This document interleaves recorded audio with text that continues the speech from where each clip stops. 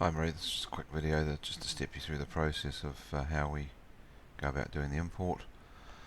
So I will create a quick one-off pay just to show you how this works. I'll remove the one-off pay in a second, so you wouldn't do this particular step. Your period 1 is already sitting there ready for you to import. Now one thing you'll notice I've done with that period 1 is I've changed the period end date to the 23rd. If you want that to be the 22nd, that's fine, just give me a bell, I can talk you through how to change that.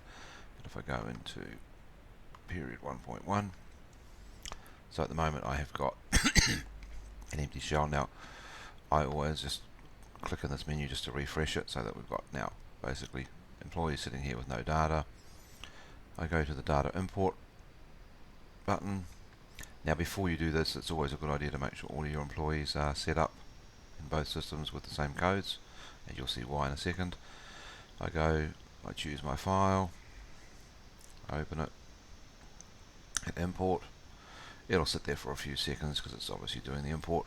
Brings up a list of the employees whose data or their code in particular doesn't match, so it'll either reject them on the code or it'll reject them on the actual transaction item. Now we know these transaction items work, so it'll be on the codes in this case.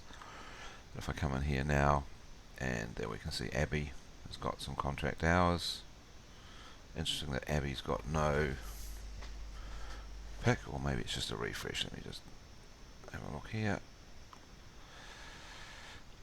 There we go. So now Abby's got her pay break and her picking, as well as her contract hours. So if we look at Caitlin's one I've been using as one of my tests. So here's her hours, pay break and pick. Now if I approve her, you'll see that the contract hours come through with 0 value, which is what we'd expect. And if I just quickly have a look and see someone who has got also a top up. So if I look at Francis Tate, there's the pay break, there's the top up, there's the contract hours. So basically then you just carry on and complete the pay as you normally would, and that's as much as you need to do. So that should hopefully speed up the process for you a lot. So hopefully that helps, and if you need any more assistance, just give me a bell. Thanks.